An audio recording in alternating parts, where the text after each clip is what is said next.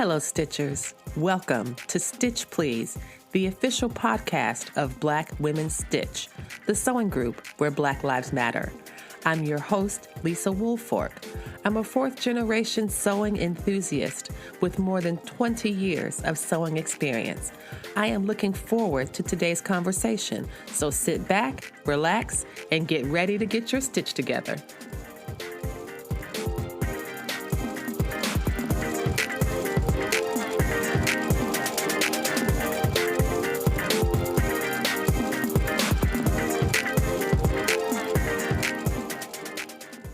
Hello, everyone, and welcome to the Stitch Please podcast, the official podcast of Black Women Stitch, the sewing group where Black Lives Matter. I am delighted to be joined once again by a repeat guest, Miss Queenora Irvin of Queenora Renee Fabrics. Joined us very early on in our podcast presentation. She appeared in an episode back in October of 2019. That's episode 3, where she was talking about fabrics that start a conversation. And she has continued that conversation with this next group of fabrics that she is releasing from her company. So welcome, Queenora, and thank you for coming back. Thank you for having me, Lisa. I'm really excited. Glad to be back. It is so good to talk to you again. Hooray. So we're going to be talking about custom fabrics again, y'all. And I know that a few episodes ago, we spoke with Emerald Curtain Fabrics and Pamela, who I think is recently celebrating her 1-year anniversary. And so this is a chance for us to, and so you all, please go check her out. I know Queenora shares the same value that I have with Black Women Stitch, that we really believe in community, not competition. So I'm rooting for everybody Black, so, Right. anybody out there, if you are a Black woman and you have a sewing related business and venture, hit me up because I want to talk to you and I want to elevate and amplify what you are doing. So, Pamela was on the show a few weeks ago, and that was a lot of fun. And so to have Queenora back is also amazing. Queenora, let's just get started talking. Let's just start with like an overview. Well, actually, before we get started about the fabric, I did not mention that Queenora is also a podcaster. She and her husband have a podcast called Married and Shit. So tell us about that and where folks can find that. So folks can find it Apple Podcasts, your favorite podcasting sites. We're on Apple Podcasts, Spotify, TuneIn, Google Podcasts, and you can also watch us on Facebook and YouTube. And we started the podcast. We just started a few months ago in March. My husband, Chris, he's been wanting to do a podcast for a while now. And I finally broke down and was like, all right, let's do it. So it's just basically us giving our personal views on our marriage, the way we do things, societal norms, finances, parenting, just an overall podcast. So it's not just for married folks. It's not just for folks with kids. It's pretty much for everyone. We talk about a wide spectrum of topics, just about our opinions, our views over the last 10 years, well, now 11 years that we've been married, and just everything that goes on in current events. It's like hanging out with two fun people, basically. Yes, That's exactly. what it's like. It's like hanging out with two fun people. So check out their podcast. And I'm so excited to see Queenora and Chris and, talking about like their love and their life and history and just response. I don't know. It's pretty cool. So do check out that show. But so let's get into the custom fabric world. If you go back again, I'm asking everyone to again, check out episode 3 with Queenora. There was a pre-episode just before episode 3 where I explained a lot about the custom fabric world. Also, Pamela talked about that with Emerald Curtain Fabrics. Can you share a bit more, Queenora, about why you got started with custom fabrics in the first place? So I got started in custom fabric when I was looking mainly to sew for my daughters. And when you go to your general Hobby Lobbies, Joann's, or other fabric, even online retail fabric stores, you cannot find fabric with brown and black faces. It's just not possible unless it's a specific Disney, movie that's coming out, and that's the only thing that you will pretty much find. Not your normal, little girls with makeup or little boys superheroes. They're not going to have faces that are representative of me, my family, and our culture. So that's what got me into it for myself and for the girls. So that way, when we wear clothes, it looks like us. And also to, as you had mentioned earlier, to start a conversation. There are a lot of things in the Black community that are taboo to talk about, that are not spoken about. And so one of the things that I want with my fabric is to have a conversation, and that opens up the world a little bit, whether it's the Juneteenth fabric I have, where people will look at it and say, we're showcasing, we're broadcasting Juneteenth, or the breastfeeding fabric that I had. I And the love same that thing, one. I know, I love that fabric so much. And the same thing goes with the, anime that we have coming up. I mean, how often do you see anime characters that look like us? And cosplay and anime is such a, I don't want to call it taboo, but it's not talked about and it's not common within the Black community. But these Black cosplayers out here are doing the thing. So I just want to also highlight that with the fabric. Absolutely. And I would say that I don't know if it's that so much that it's taboo, that it's forbidden. It just goes unnoticed. Yes. I mean, there are a lot of Black cosplayers. It's not that Black cosplay is secret. They have they have conventions. They participate in majority white conventions. They create their own projects. They do these amazing videos, and of course, because we sew, I'm always just enamored of the outfits that they've made and the details. And, so they are there. It's just like with anything with Black folks. It's like we have been there. It's that people just aren't paying attention, Right. and that it doesn't conform to this standard or expected idea about what we are supposed to like and what we are not supposed to like. And those kind of limitations, I tend to just call them what they are, which is essentially white supremacy, right? Which is this overall ideology that says that, at least in the United States, that what is normal is also what is white. What is standard is also what is white. And I can't tell you how many times I have gone to a store and looked for pictures of seeing pictures or images of children on fabrics because I wanted to make something cute for one of my boys that had like a bunch of kids' faces on it, or make like a shirt, or make some napkins for their lunchbox or something like that. And it's all white kids. Or they think they're doing us a favor by having 10 children and 3 of them being light brown. Yeah. I mean, I have found more fabric with bears on it. Like I walk by, I'm like, oh, look, brown faces. And it's like, no, that's a bear. Yeah. Like they're more committed to putting bears and round dogs with smiles on them. That's where you're going to find, if you're looking for something brown, you can pretty much believe it's probably some little animal face. Exactly. Which is deeply offensive on another level, right? It's the same reason that people say that in terms of thinking about how folks have these really negative views toward the continent, that folks care more about Africa's animals than they do about African people, right? That the Lion King, which I do love the Lion King. I can't talk bad about the Lion King because my mother loves Lion King. She's seen the film. She's seen the Broadway show more than once. I think she might have even seen the movie, the live action movie with the actual lions. She loves it. But some would say that pretty much it's just, it's essentially Hamlet. And why would this not, like, how could this happen with animals instead of with Black people, right? Like, what does that mean? So it's those kind of things that one of the things I love about what you said, Queenora, was like, there are many issues in our community that are very meaningful for Black sewists and for Black women, and they don't get erased when we sew. Mm-hmm. They don't disappear, you Right. know? And so we're Black women with Black children, and we want to have our children represented with some cute little ballet dancers and spa people. But when we go to the store, we cannot find them. Right. And so like that's one of the wonderful gaps that I think that you are closing.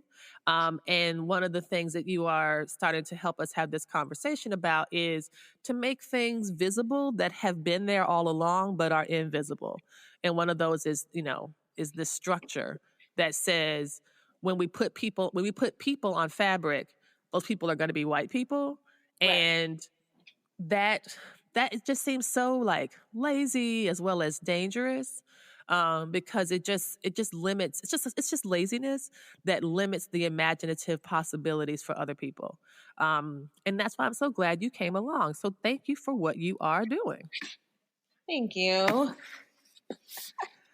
So let's get into this anime round. Tell us a bit about how buying custom fabrics works. If someone, and we're going to talk about the details of the designs, that there's a couple of photos of the designs that's part of the episode notes. They're also going to be part of the episode art. So when you look at this episode, depending on where you look at where you listen to your podcasts, you will see these images of some of these fabrics. But before that even happens, let's talk about how does someone buy this fabric from you? How does that work from beginning to end? Okay, so the first thing is customers will either follow me on Instagram or they are a member of the Facebook group. So on Instagram and in the Facebook group, I'll release and say, okay, these are the patterns that's coming up. And I'll give dates and information. We do sneak peeks. So that way you have a way to know what's coming up. Then we have a round. Each round will open. I generally keep my rounds open for 2 to 3 weeks. And when the round opens, that means the fabric is available to pre-order on the website. So you'll go to the website like you would any other fabric retailer shop. You'll make your selections, and you'll check out. After you check out, you'll get your email. And even on the website, we'll put in there, because this is a pre-order, it's not Amazon 2-day Prime delivery. Queenora like, don't be calling me, ask me about my fabric. It's been 10 days. Where's my fabric, lady? Right. And I know I'm an Amazon person. I'm online shopper, but this is one of the ones where patience is a virtue.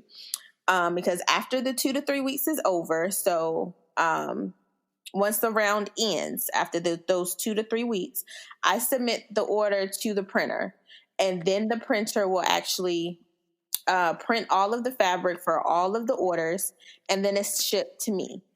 After it's shipped to me, I go through each and every yard and I cut it to order. I package it to order, and then I send it off to the individual customers. So the total process can easily take 2 months. So if I have a round, let's just say that ends today, it will be about 4 to 6 weeks, which is about a month to a month and a half before I even get it here. And then once I get it, I usually try to get my stuff out within 3 to 4 business days.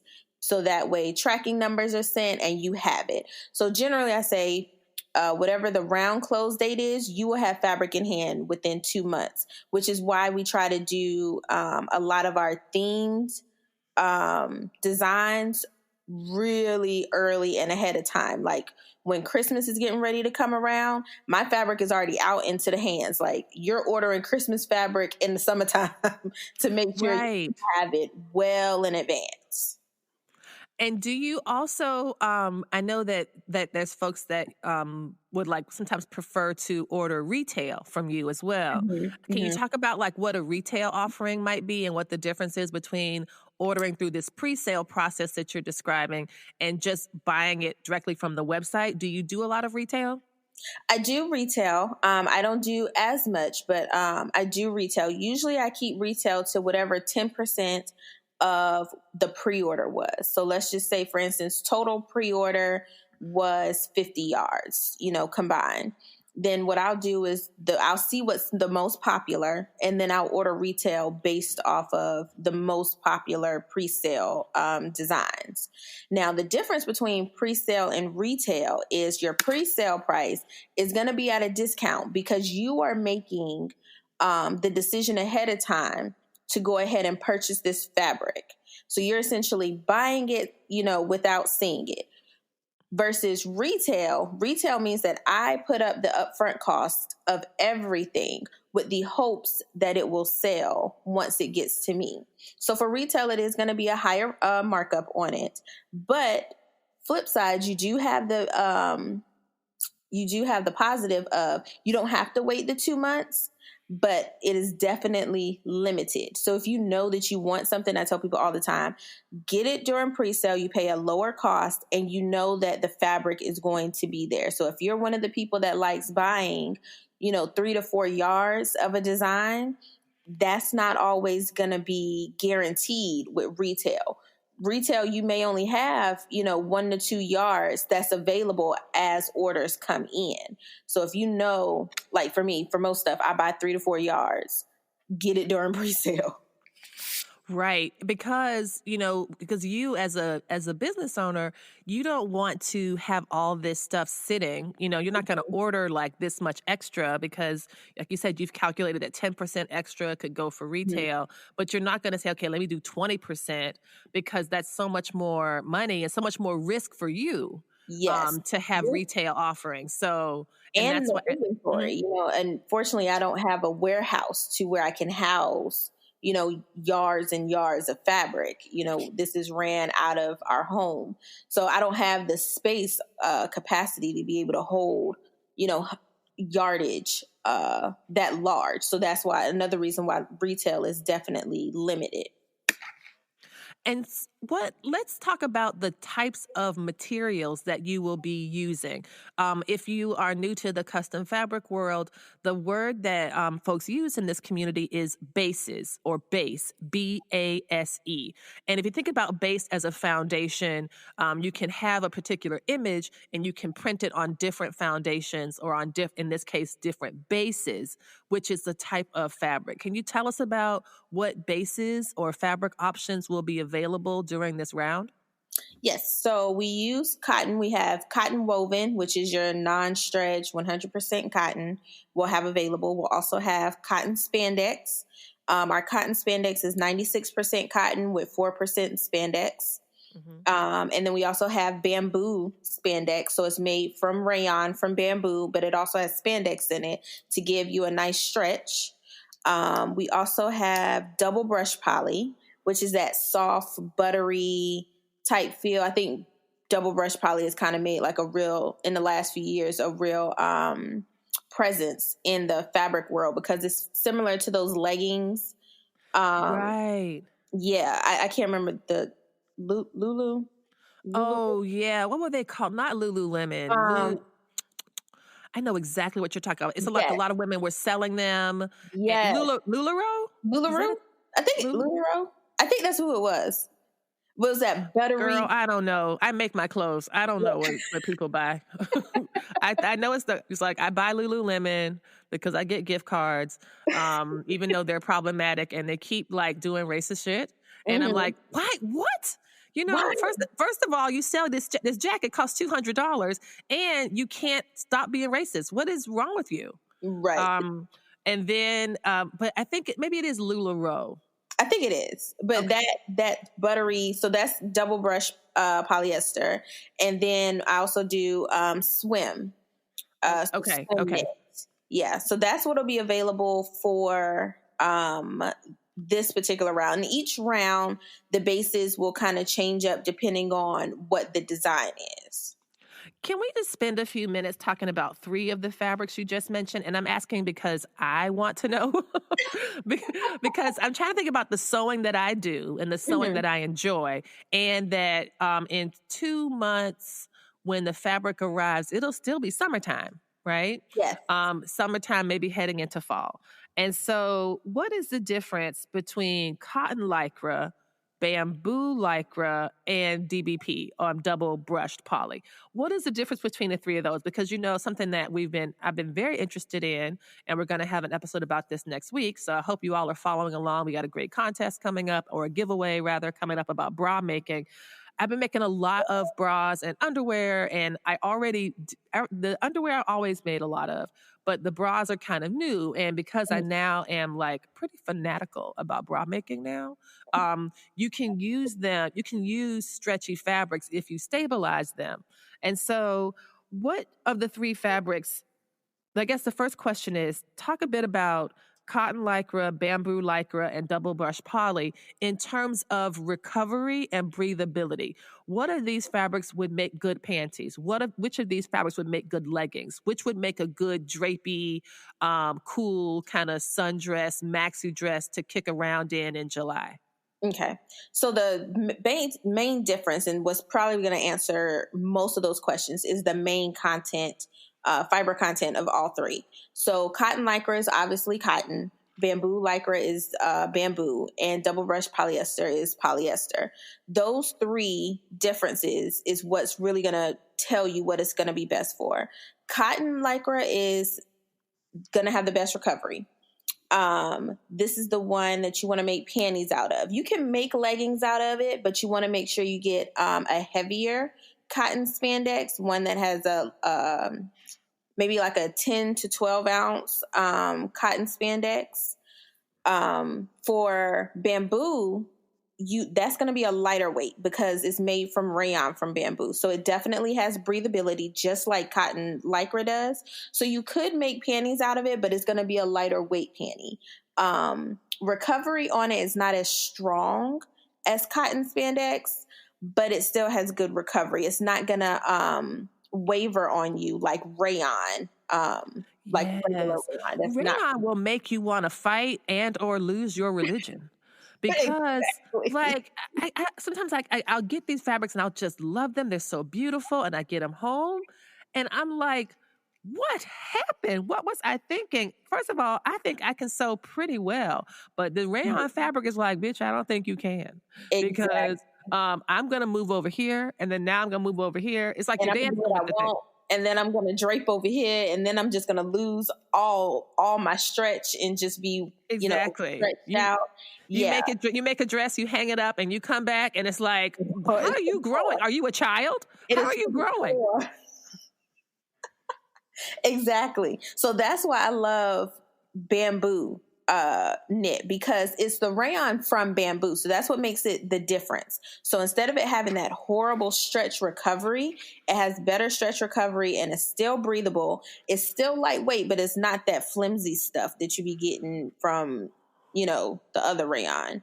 Okay. And double brush poly is not as breathable. So if you were to make it with panties, I would definitely use a cotton lycra lining on the inside, because it's not going to be as breathable. Okay. I don't even use double brush poly for like infant clothes, just because I'm extra fearful of how it doesn't breathe. Yes.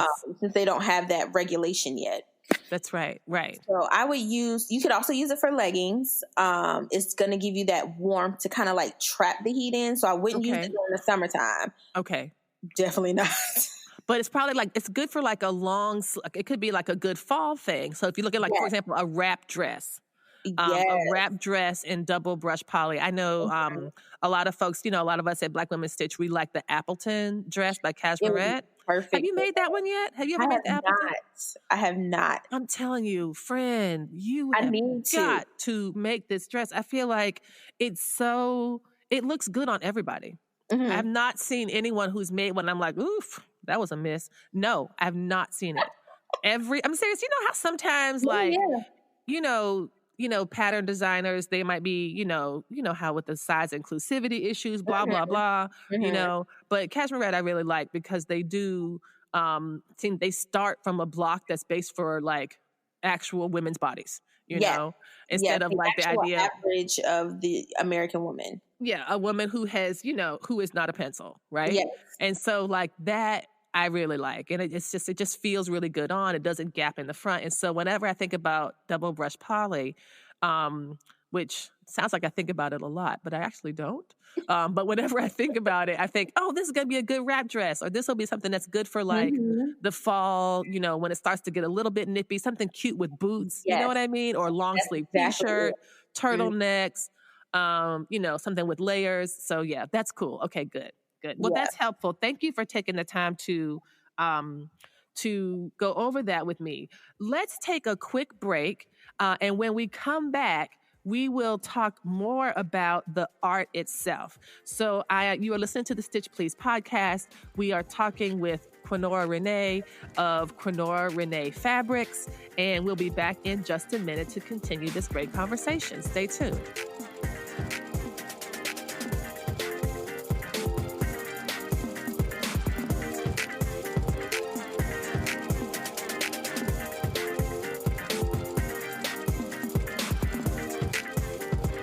Here at Stitch Please, the official podcast of Black Women Stitch, we talk a lot about sewing.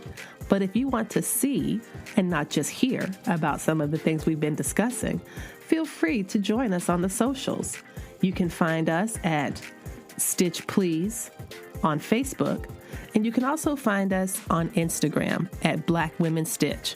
You can find photos of projects that we've been working on, really interesting social commentary, and on Thursdays at 3 p.m. Eastern Standard Time, you can join Black Women Stitch for a live Instagram chat.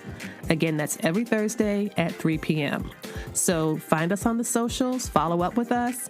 We are happy to hear your direct messages. You can reach out to us at the Black Women Stitch page on Instagram, and we'll help you get your stitch together.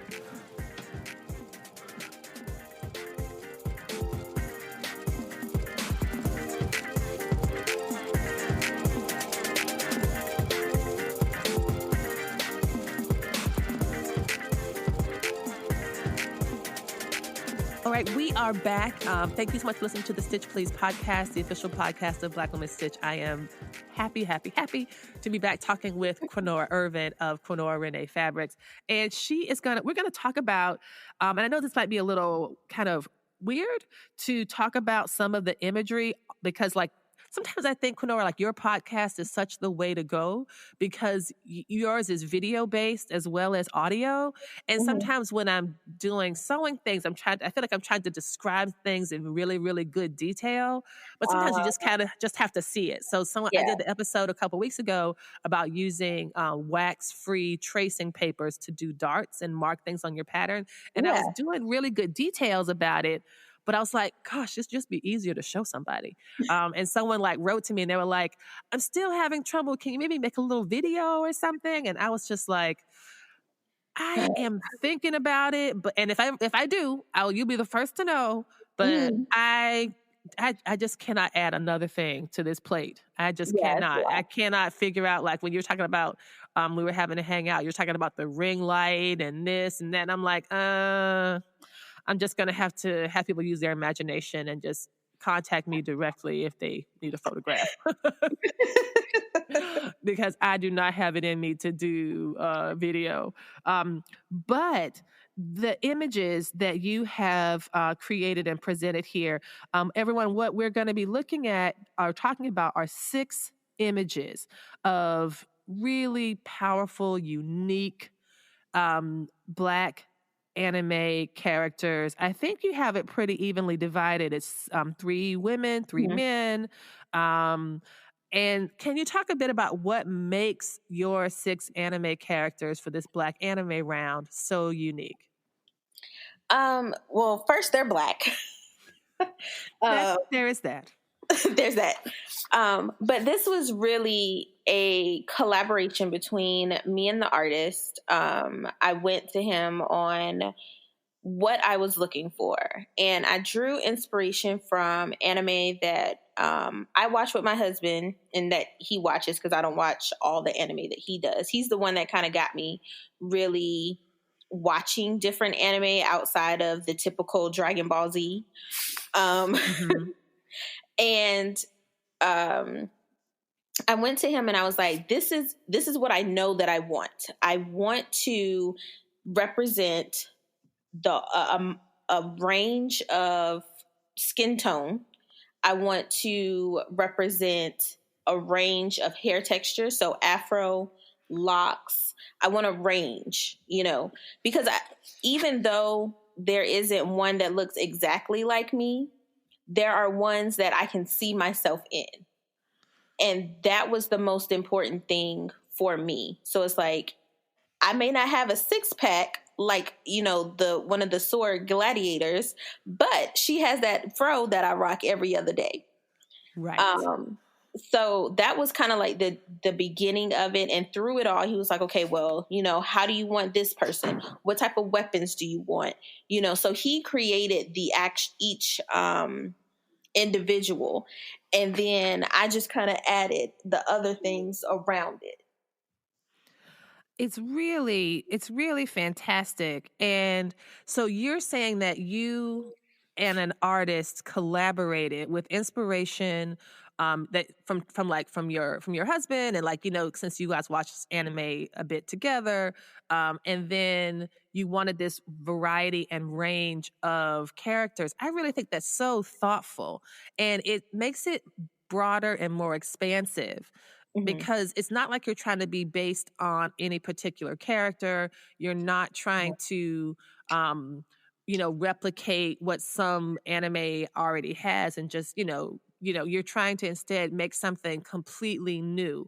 So talk a bit about the drawings themselves. Like, I think you said that the artist that you work with, how did he pull these together? Are these digital drawings? Are they hand drawn? Like, how does, like, in terms of the craftsmanship of the art itself, what are your thoughts on that? Because I think that you really did hit the mark with the different hair textures, the different skin colors, the different body types. Like, all of that, I think, is really very powerful. Yes. So they were all hand drawn. And then he digitized them for me to be able to use. And yeah, we took a lot of different elements. So it was like, I like the sword from Inuyasha. So I was like, I want one of them to have this really big, massive sword. I like, one person to be like a phoenix. I want one person to have a tail. I want one person to, do this or do that. So, and I wanted different poses. I wanted, just each one to be able to stand alone for when people would buy just this one panel, but at the same time still tell a story in whatever position they were in or whatever elements we incorporated in with it. And he was really, really awesome at taking my suggestions, even when I wasn't 100% sure what I wanted. I'd be like, I want Yeah. something, it's hard to kind of really explain what it is that I want when it doesn't exist. If I know that I want some fries, I'd be like, oh, I want some fries. But if whatever I want to eat doesn't really exist and I just want to try and make it work, you kind of describe what you want.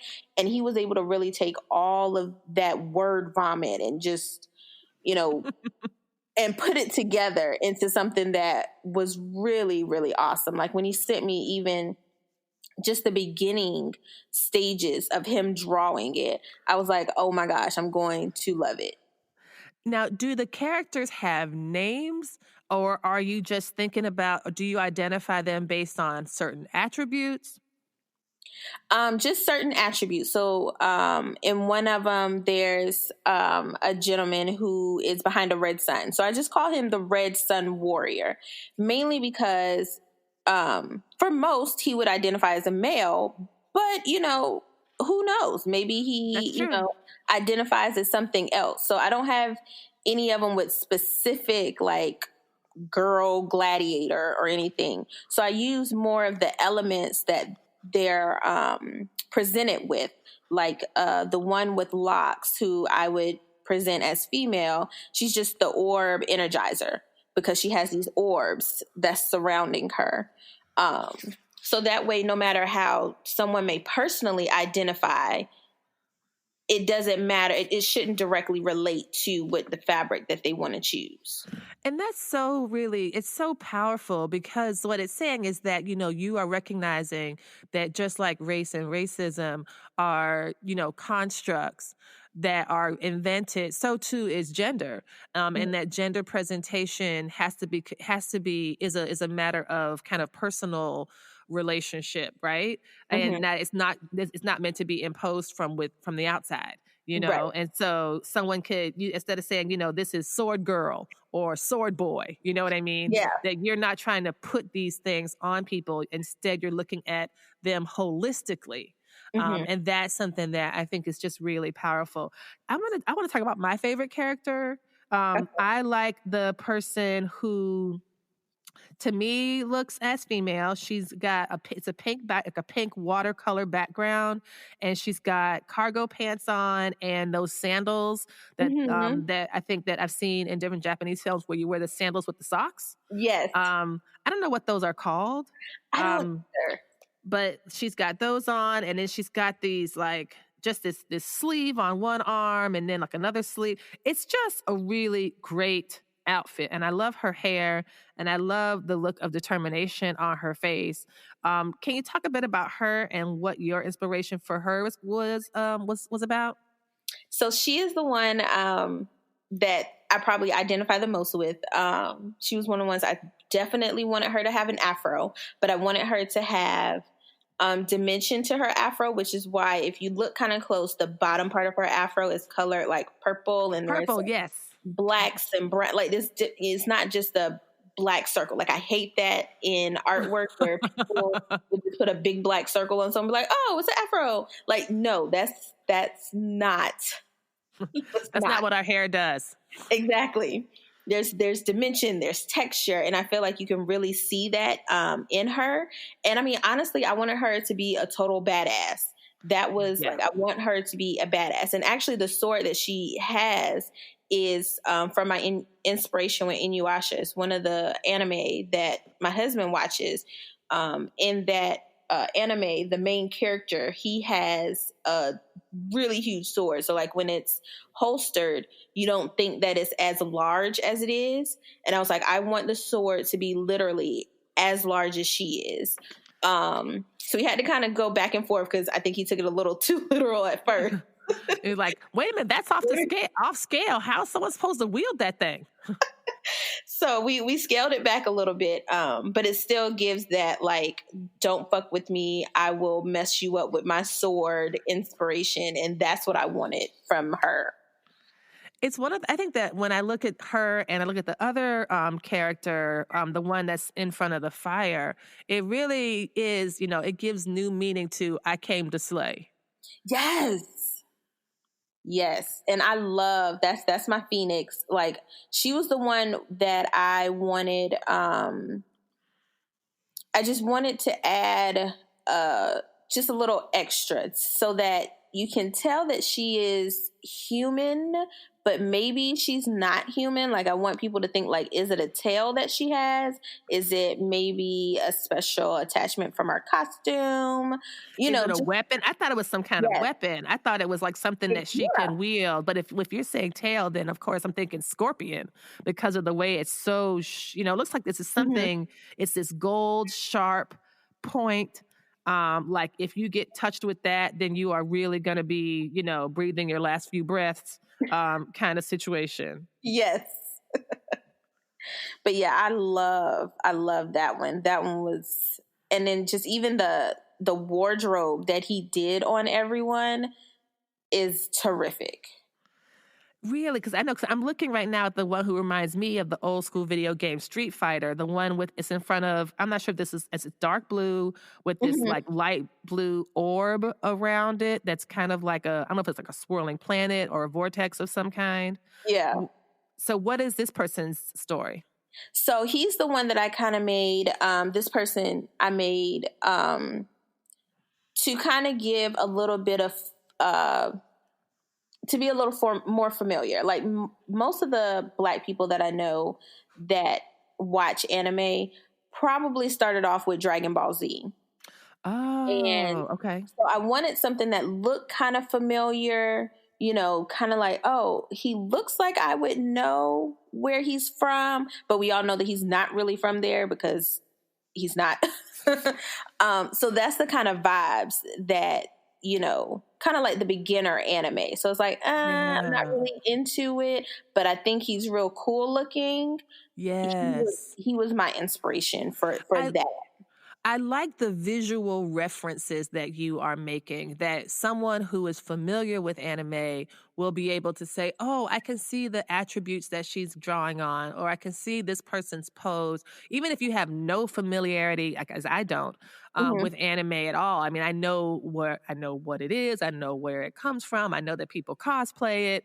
My own boys watch these very esoteric series that I have no idea what's happening. People can fly. They Yeah. have journeys. They fight a lot. It's a lot of fighting. Yeah. But other than that, I don't follow it. But what I love about what you've created is that there's another vocabulary behind the anime vocabulary. And that's the vocabulary of Black beauty, of Mhm. Black imagery, of, centering things that are normal for Black folks. And we Mhm. can see this in the care of the work that your artist and you have collaborated to create. So, congratulations on that. I wanted to hear more about something I thought you did that was really unique when we were talking earlier is how you have organized these images on the fabric itself. Yes. I think that's really, really unique, and I'd love to hear you talk about that. So, what I'm speaking of here is if you decide, for example, to order some or pre-order some of Queenora Renee's fabric, what you'll find is I find that custom fabric is a bit wider than Mhm. buying regular fabric, and that the way that the printing works is that the printing might it's different than it's not like going to the fabric store and ordering like 5 yards of fabric and it's all going to come in one continuous piece and it'll all be the same thing. Yours is a bit different, or custom fabric in general is a bit different, but yours in particular is doing something really cool this round. So, can you tell us about that? Yes. So with custom fabric, we can sometimes do the designs in what's called panels. So a panel is just a block of fabric with one particular design. So for all 6 of these characters, if you just wanted that character, you're just going to get that one character on a block of fabric. Now, of course, we know, fabric comes 45 to 60 inches in width, but you want it to be scaled to your size. So normally what custom fabric companies will do is they will take a yard of fabric, they'll put one design, the one panel on one side of the fabric, however large it is, because it can come in different sizes. And then for the remaining part of the yard, they will give you a coordinating design so that you have your main, kind of like your main topic, and then you have your supporting details all on one yard of fabric. Yes, yes. So what I decided to do with this, starting with this round, I kind of dabbled a bit into it with the breastfeeding round, to kind of like as a test. What I'm doing with this one is I'm making it so if you're a person like me, for instance, where it's myself and I have 3 daughters, if I wanted to order a character for each of us, I would have to order at minimum 4 yards just to get the 4 characters for me to make a garment with. That's And a lot. that's a lot. That is a lot. Because custom fabric, y'all, just as a reminder, as you might have deduced from hearing Queenora talk about, or hiring an artist, sending the art off to be like approved and digitized, taking that digital image and turning it into fabric, having it be printed, having samples come to her, having all the fabric come to her, and then cutting it all herself. This is not $9.99 a yard. No, no, not at all. So when someone said, I've seen customs, I think pre-order is between 18 and 22, Yes, and retail, some of the retail, y'all, I was just like, ooh, people yes, are paying $22 for a fat quarter, yeah. $60 for a yard of fabric that they could have pre-ordered for $18 if they had Mhm. known how popular it was going to be. So So It can get up there. it can definitely get up there. So the idea that a mom who wants to sew for 3 girls needs to buy 4 different yards of fabric that might have the image printed and then all the stuff around it. So that the image is what, 8 inches tall, and then there's like, Yeah. yards of fabric, it feels like all around the edge. So tell us what you did differently with this.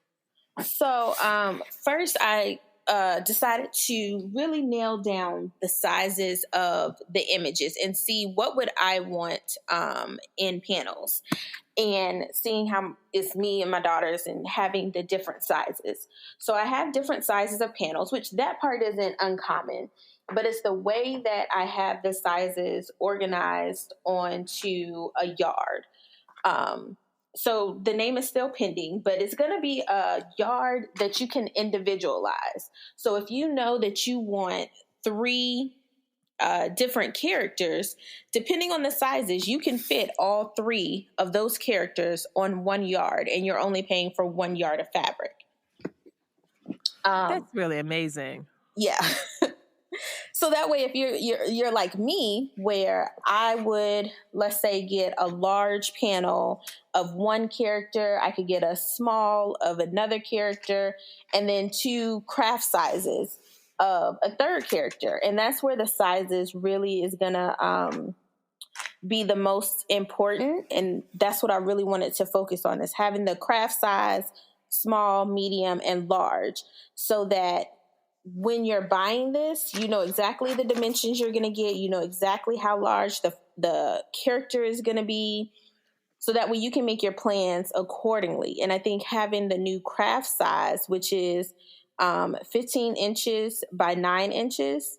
So that's 15 inches across and 9 inches tall, or the other way around? No, exactly what she said. 15 inches across. So the stretch would go across the 15 inches. Okay. And then 9 inches down. You can easily do, some of my testers are going to do tumblers. We're going to do cloth pads. We're going to try and see if we can make panties out of it. See if there's y'all. Yeah, I'm telling you that's what I was thinking of. I'm like, that size is 15 across and the 9 inches tall, depending on what panty pattern you chose. That can make a pretty cool panty. Yes. And then if not, we have the small. So the small is going to be 30 inches wide, and then 18 inches down. So 30 inches would be with your stretch. And then the size of your character is going to be 8 by 8, and that's like the whole totality of it, not just so you can have some space, some negative space around the character. Right. So that would also be suitable for panties. So we're going to try and see if we can get it out of the craft size. Yes. Just to see. But yeah, you can easily, depending on, and I'm going to have examples on the website, but depending on exactly which sizes you choose, you can easily get, up to 6 panels on 1 yard of fabric. Oh my word. That is so impressive. And I'm hoping, I think that your description has been really excellent, Queenora, and hoping folks understand it. Yeah, I think, well, I think, I'm not saying that people aren't bright. I think that it's just, I think it's hard. This is, I guess, what I was saying about the kind of the limitations of an audio podcast versus a video podcast. But one way to think about it, y'all, is if you've ever done something like pick stitch, or if you've ever made those collages, a collage on your phone to kind of to cram a bunch of pictures in, you can do that. For example, like with Instagram. Instagram is only going to allow your pictures, your frame, to be only so big. And if we think about that similarly, as what Queenora is describing about the yard of fabric, you can get this yard that will have 18 inches of it, can have this piece, and then the other 18 inches can have several of 4 of these going along the side. And so I think that's really cool. People can basically build their own yards. I was thinking of a name as you were talking. I was like, what if you call it Make My Yard, or Make My Yard, or Me Make Yard, or My Personal Yard, or something like that, Do It Yourself Yard, or I don't know, something like that just helps people realize that what they are doing is choosing their favorite characters from this collection and putting them together in a way that makes sense for them. Right. Also, Queenora Renee has a strike team that, though I have known her for like almost a whole year, she has yet to I don't know, invite me or ask if I wanted to sew something. I think it's a really long list. I already had the woman on the podcast 2 times, and I don't know what else a person has to do to get on that strike team, because it sounds like a really great thing to be doing. It's called a strike team, for goodness sake, which means that, which also makes me want to like cross my arms in Wakanda Forever fashion whenever I hear somebody say strike team, because it makes me feel like a badass. But I don't know, maybe I just haven't demonstrated enough, value to my sewing for her to see. Oh, whatever, Lisa. That I'm just saying, I don't know what else to say about that, but I'm pretty sure that it's I could. actually funny that you mentioned that, because it'll be on the group. But I was actually going to bring to the group you guys being my exclusive strike for a new round that I have coming up. And it's just you guys, because I'm really, really excited. Don't get me wrong, I'm really excited about the anime round, but the one that I sent you with the multiple faces. Oh, Yes. So oh, so I'm trying to put it all together, trying to see what's the best way, because I know everyone's not on Facebook, everyone's not on Instagram. But I definitely want to give you guys first dibs on that round, because I'm really, really excited for that one to be coming. So I was debating between that one or my next inspired Ankara African print round. One of the two. I mean, Queenora has so many different fabrics and designs and drawings and art. She is really incredible, and I think she continues to innovate. And she's also like one of the nicest people you'll ever meet. So, except for when she's not letting you sew strikes for her, she's like super nice. And, yeah, I just feel like we all need to go out and support. And because I've already decided, what did you call the woman with the purplish afro? Because I see her as my person, and so I want to find out when I go to your website, like how I can, like who I should be looking for. What'd you say her name was again? The Sword Gladiator. Okay. And then the names will be there, so that way everyone can see all of them. I'll have the little pictures with their name underneath, so that way there's no confusion. Hopefully, because I built my own website, so we're gonna say hopefully. It's gonna be awesome. This all sounds so great. I am so glad you were able to join us today, Queenora, to talk about this new Black anime round. Is there anything else you want us to think about as we move forward to looking forward to the fabric? Join the Facebook group and Instagram. We try to not only promote our fabrics and the things that we have coming up, but, like you said earlier, we promote other Black sewists and pattern designers, just like Pam. I recently bought some fabric from her custom shop, and just try, more about community versus competition. Yes. I'm about it. Well, thank you so much. I will make sure that there are notes in the episode notes. You'll be able to find links to Queenora's Instagram, Facebook pages, in addition to her website. So that'll be there. I'm also going to include some notes on, or a link to Dragon Ball Z for those folks who might not know about it, and the Inuoshe show as well. I think that's what you called it. You might have to clarify that for me, because I was trying to sound it out. I messed it up. It's okay. I have no idea. I told you I don't know about anime. I really don't. I'm sure my boys would be utterly mortified. They'd be like, "How did you get a PhD and you don't know about this anime?" Like, because my PhD is not in anime. That's why.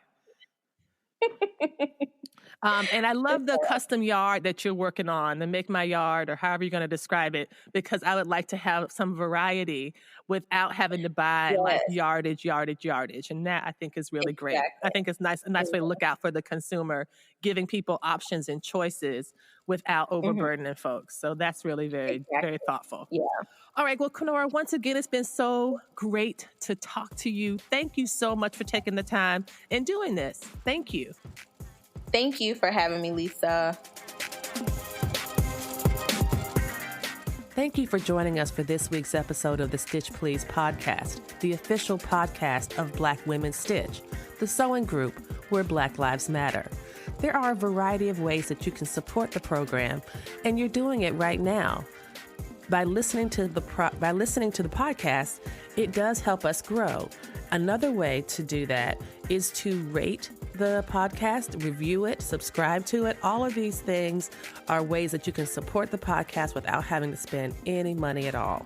If you would like to spend some money to support us, there are ways to do that as well. You can make direct donations to our Patreon site for monthly contributions, as well as one-time contributions to PayPal, Cash App, or Venmo.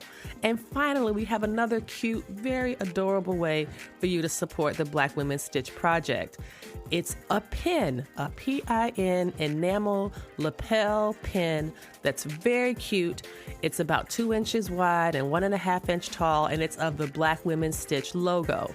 And that is $15 with free shipping to the U.S. And so if you drop $15 in the PayPal, Venmo, or Cash App accounts, and then send me your if you send me your mailing address to my email, either at blackwomenstitch@gmail.com, or you send me a direct message on the Black Women Stitch Instagram page, we will put the pin in the mail to you. Again, free shipping, $15 for the pin, and all of this goes to support the Black Women Stitch project. Thank you again for joining us this week. Come back next week and we will help you get your stitch together.